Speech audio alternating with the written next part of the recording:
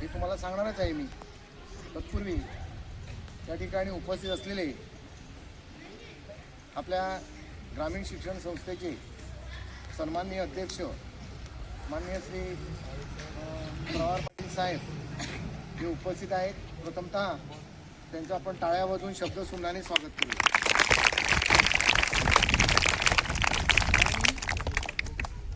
त्यांच्याकडून जे आता अतिथी आहेत त्यांची ओळख करून मी देतोय.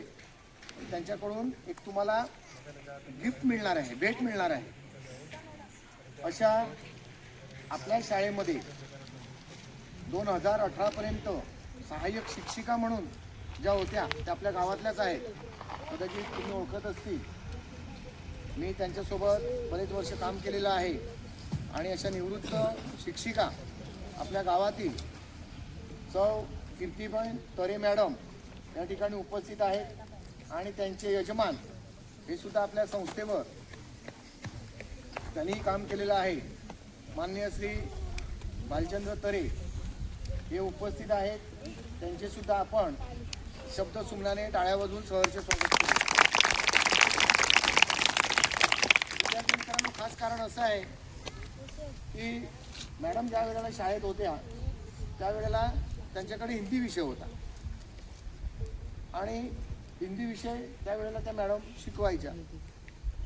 आणि आपल्या शाळेवर अशाच पद्धतीने त्यांचं प्रेम आहे, विद्यार्थ्यांवर प्रेम आहे. आणि म्हणून त्यांच्या ज्या 2 मुली आहेत तेथील जी मोठी तर स्नेहा जी मुलगी जी आहे, छोटी मुलगी, तिचा जो नातू जो आहे, यांचा मॅडमचा नातू आहे, त्यांचा त्या यांचा जो मुलगा आहे छोटा मुलीचा ना, कुशाग्र दिवसातच काही महिना ऑक्टोबरमध्ये झाला.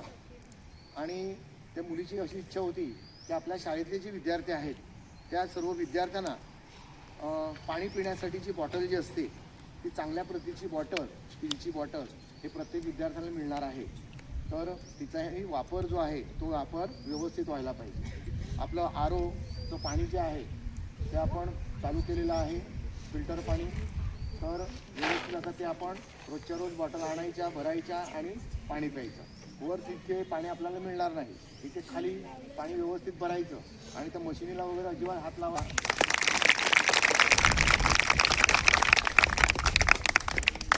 कारण त्यांना भरपूर कामं आहे. नुसतं शाळेचंच काम नाही, भरपूर पद आहेत त्यांच्याकडे. आणि आपले गावचे सरपंच आहेत. लक्षात बघितलं ना आपण कसं आपल्या मंदिर शाळेमध्ये आज आपल्या कीर्ती मॅडम ओळख आहे ना, कुणाकडे शिकवलेलं आहे. आपल्या शाळेमध्ये या इथे शिक्षिका होत्या आणि त्यांनी सेवेची म्हणजे वयाच्या सेवेची इथे जवळजवळ 25 ते 30 वर्ष 18 वर्ष त्यांनी शिक्षिका म्हणून हिंदी विषयाचं ज्ञान आपल्या शाळेतील विद्यार्थ्यांनी दिलेलं. त्या जरी रिटायर झाल्या म्हणजे निवृत्त जरी झाल्या त्या आपल्या गावाच्या असल्याकारणाने त्यांची सरांनी सांगितलं त्यांची नात कुशाग्र म्हणून त्यांची जी नात आहे मुलगा ह्या तिचा मुलगा जो आहे नातू त्याचा वाढदिवस मागच्या 1-2 महिन्यापूर्वी झाला. तर त्यांचा मला कसं आहे होतं मुलीच्या की आपल्या विद्यार्थी आहेत त्या विद्यार्थ्यांना एक आठवण म्हणून एक पाण्याची बाटली आणि तुम्हाला खाऊ पण नाही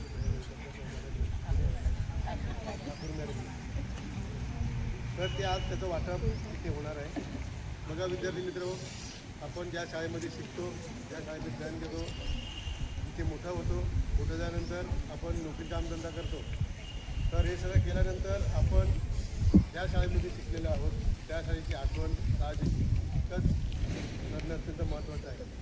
म्हणजे आपल्या आयुष्याला गती देण्याचं काम, जीवन परिवर्तन करण्याचं काम ही शाळा करते.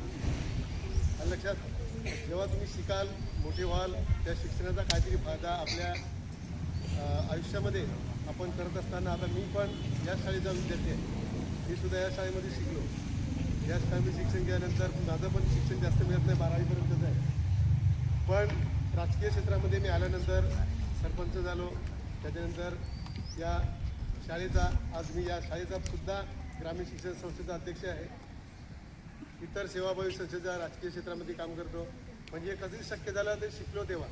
जर आपण शिक्षण घेतलं नसतं तर मी सुद्धा एखाद्या MRDCमध्ये आज 1500 रुपयाची नोकरी केली असती, 10-15 हजाराची.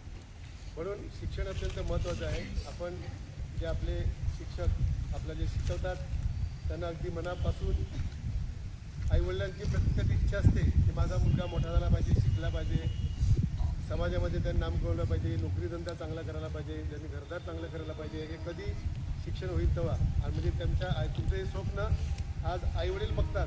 म्हणजे आईवडिलांनी बघितलेलं स्वप्न ते आपण आचरणात आणलं पाहिजे असं मला वाटतं. आज आपण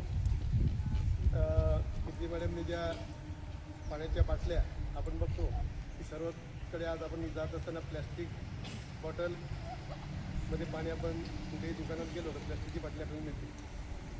पण आपण जरी प्लॅस्टिकची बाटली पित असलो तरी ती प्लॅस्टिक आपल्या जरी स्वच्छ असली तरी ती पिण्यासाठी अत्यंत हानिकारक आहे. आपण आज मानतो प्लॅस्टिकचे दुष्परिणाम आज किती आहेत. प्लॅस्टिक किती त्रस्त आपण टाकलेले दिसतो. आपण एखादा चॉकलेट घेतला तिकडे का आपण असं देऊन फेकून टाकतो. फेकतो ना, फेकायचं का नाही ना. मग ते न फेकता एखाद्या कचरा कुंडीत वगैरे आपण टाकायला पाहिजे. या आपल्या सवयी आतापासूनच मोठेपणापर्यंत लागली पाहिजे तर आपण आपल्या कुटुंबामध्ये, आपल्या आयुष्यामध्ये, आपल्या घरामध्ये काय चांगलं निर्माण करू शकतो. मी सर एक 8वी विद्यार्थीकडे आहेत. मी इथे 4 ड्रम देतो कचरा कुंड्या प्लॅस्टिकच्या. बरं, ते कशा करता मी ग्रामपंचायतच्या माध्यमातून देईल तुम्हाला. 4 ते 5 असे 200 लिटरचे ड्रम असतात. त्यांना मी ग्रामपंचायतचं नाव वगैरे टाकून कचरा कुंडी प्लॅस्टिक, फक्त प्लॅस्टिक. एक विद्यार्थ्यांना मी असं सांगेल, आपल्या घरातसुद्धा जो प्लॅस्टिक निघतो तो प्लॅस्टिक इतरत्र बाहेर न टाकता, त्या कचरा गाडीत न टाकता सकाळी ते प्लॅस्टिक आपल्या दप्तरामध्ये एवढीशी पुळी बांधून आणली आणि ते आपल्या ड्रममध्ये टाकायचं. प्रत्येकाने लक्षात ठेवायचं.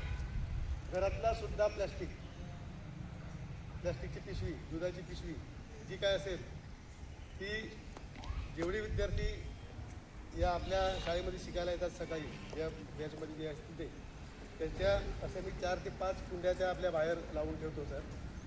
ती आपली ते भरल्यानंतर आपली कचरा गाडी येईल ती घेऊन जाणार. म्हणजे तुम्ही घरीसुद्धा तुमच्या घरी प्लास्टिक असेल, कुठलेही पिशवी रॅपर असेल, प्लास्टिक असेल, जे काय असेल, पाण्याची बाटली असेल, ते येताना आपल्या सकाळी बांधून घेऊन यायची आणि त्या डस्टबिनमध्ये टाकायची. हा अत्यंत चांगला उपक्रम आपण ग्रामपंचायतीमधून शाळेमध्ये राबवूया. काहीतरी वेगळं आपल्याला करायचं इच्छा आहे. कारण हे प्लॅस्टिक जे निघतं ते आता आपण प्लॅस्टिक संकलन नरनविक आपण एक केंद्र तिथे बांधलेलं आहे का. ते प्लॅस्टिक गेलं तिकडे इथून नेल्यानंतर ते साफ होणार, त्याचे क्रश बनणार, कटिंग होणार आणि ते आपण विकणार. असं ती स्कीम आपण तिकडे एक चांगली छोटीशी लहानशी कंपनी तिथे बांधलेली आहे. म्हणून तुम्हाला एक सांगावं असं का आपले निघालेले प्लॅस्टिक हे प्लॅस्टिक इतरच न फेकता ते आपण इथे शाळेत घेऊन यायचं आणि त्या कचऱ्याच्या डब्यामध्ये दररोज म्हणजे घरातसुद्धा तुम्हाला येणारी जी गाडी कचऱ्याची आहे त्याच्यामध्ये सुद्धा टाकायला लागणार नाही. इतरस्त वस्तू नाही, फक्त प्लॅस्टिक. आणणार ना सगळेजण? नक्की. मग पुढच्या आठवड्यापासून सर म्हणजे 2-3 ड्रम किमान देतो आणि तो उपक्रम आपण काहीतरी वेगळा उपक्रम चालू करूया शाळेच्या माध्यमातून. असा एक आपण ग्रामपंचायतच्या माध्यमातून हा एक वेगळा उपक्रम आपण चालू करूया. हे निमित्त झाला आज मॅडम इथे पाण्याच्या बाटल्या तुम्हाला पिण्यासाठी इथे द्यायला आलेल्या आहेत आणि त्या निमित्ताने काहीतरी वेगळा आपण करायचा एक वेगळा उपक्रम शाळेच्या माध्यमातून आपण चालू करूया. आपल्याला सर्वांना या नवीन वर्षाच्या शुभेच्छा देतो आणि दिलेली पाण्याची बाटली रोज शाळेत घेऊन यायची आहे.